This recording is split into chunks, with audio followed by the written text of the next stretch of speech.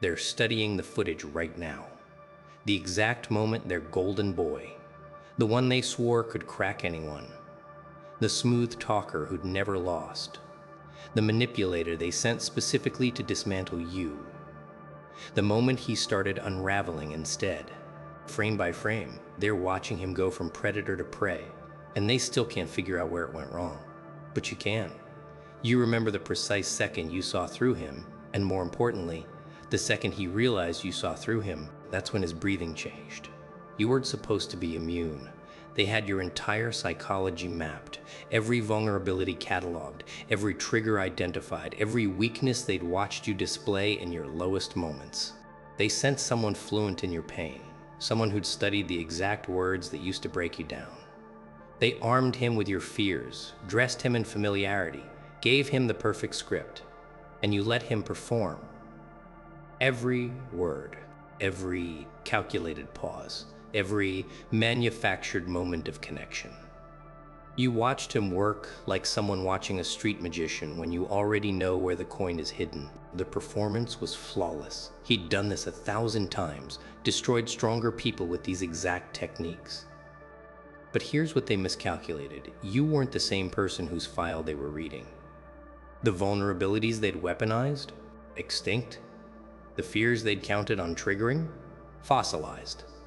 The old you they'd studied so carefully had been dead for months, and they sent their best manipulator to fight a ghost. He never stood a chance. You know exactly when he felt it, that first flutter of panic when his power move landed flat.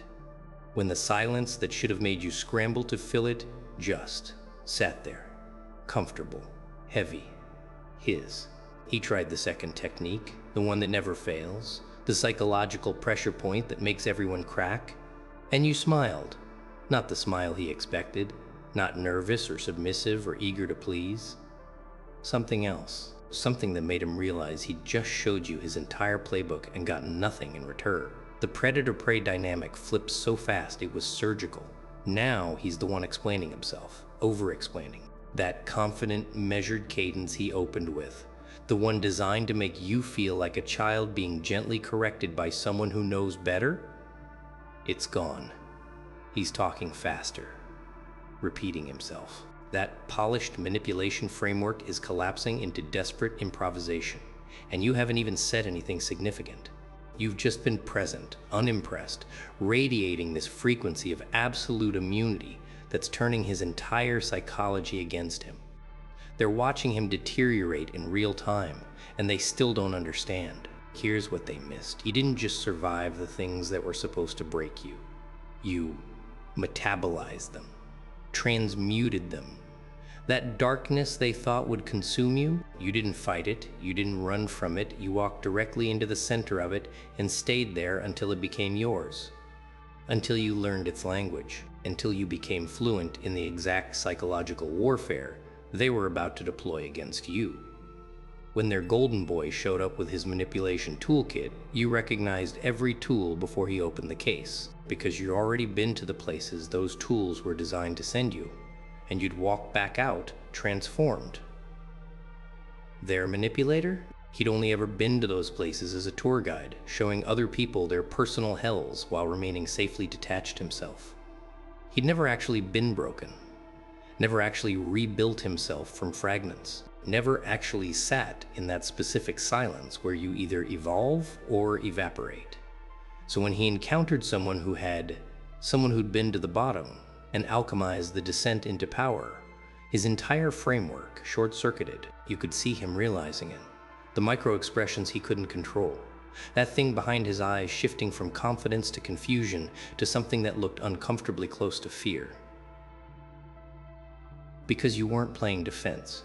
You weren't protecting yourself from his attacks or trying to prove he was wrong or scrambling to maintain your position. You were just there, fully present, totally calm, completely unmoved by the psychological assault that should have been devastating.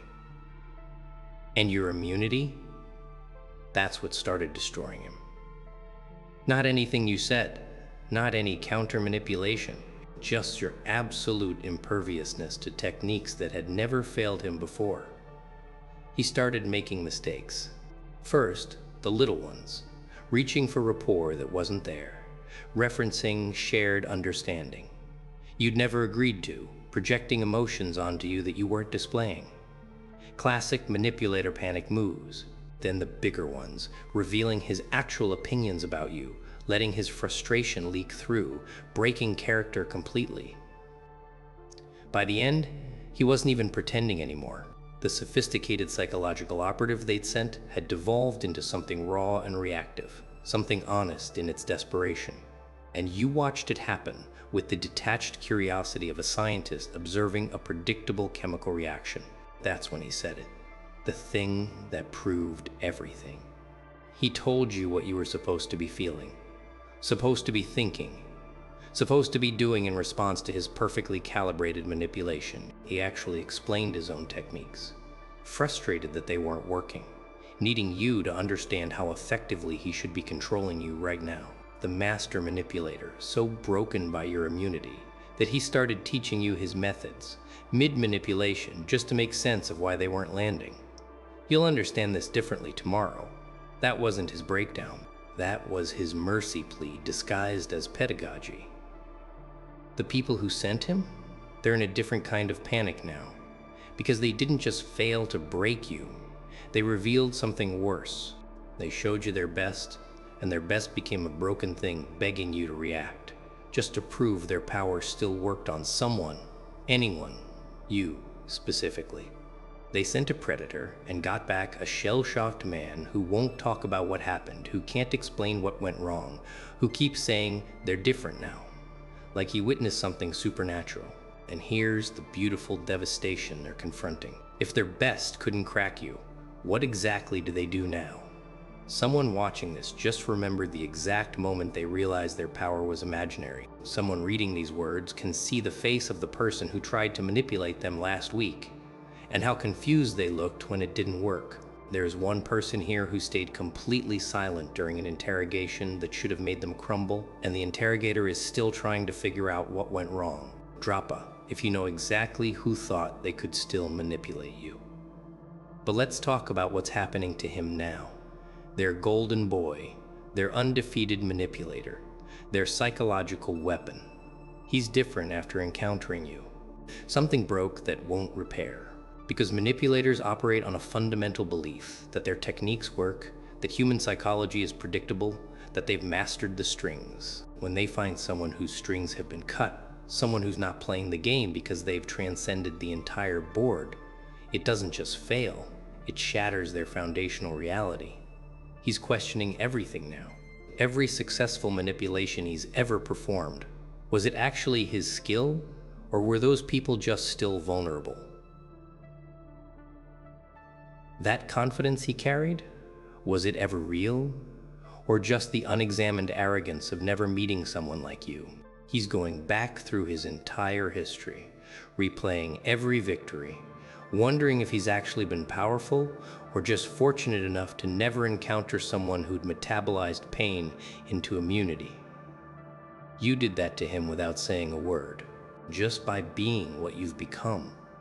And here's where it gets truly devastating for them. You're not unique. You're early. Right now, at this moment, there are thousands of people in that same chrysalis you emerged from, people in their dark night, people metabolizing their damage, people being forged in fires that were supposed to consume them. They're coming out different, immune, and every manipulator, every psychological predator, every person who's built their power on exploiting others' vulnerabilities is about to discover what their golden boy discovered. Their entire skill set is becoming obsolete. You're not an anomaly. You're a preview. The breakdown started 3 days after you walked away, not yours, his. That's when the delayed reaction hit him.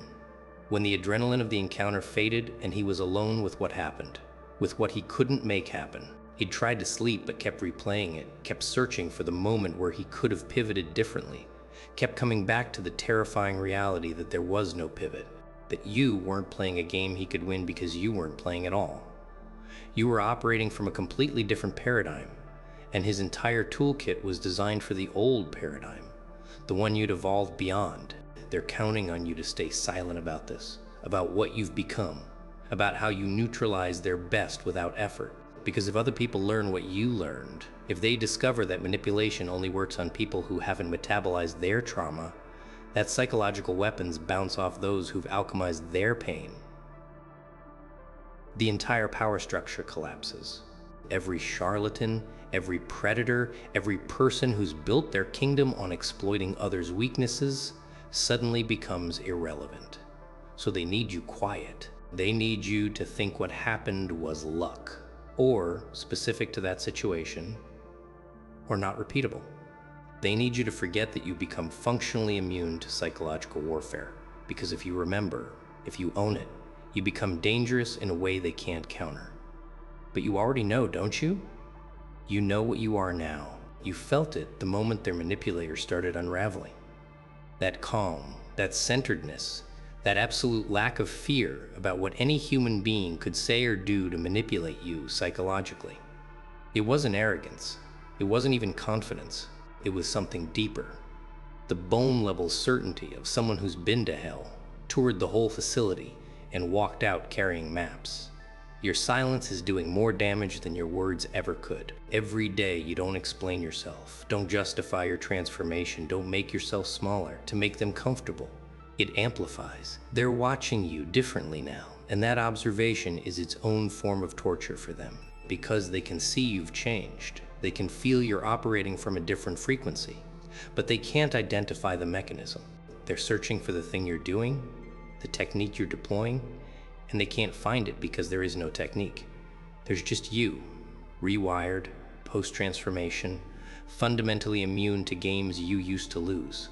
Their manipulator begged for mercy without using those words. Every over-explanation was a plea. Every frustrated outburst was desperation. Every moment he broke character was surrender. He wanted you to react, to engage, to give him something to work with. Because if you stayed in that state of absolute immunity, it meant his power was illusion and his entire identity was fiction. He wasn't begging you to break. He was begging you to pretend you could still be broken, just so his worldview could survive. You refused him that mercy. And now there's a man who can't sleep properly, who flinches when he sees people who remind him of you, who's lost the swagger he carried for years. There's a man telling his colleagues, "Don't engage with that one," and refusing to explain why. There's a man who touched fire and learned something about himself he wishes he could unlearn, that he's been playing pretend in a sandbox, and he just met someone who'd survived real war.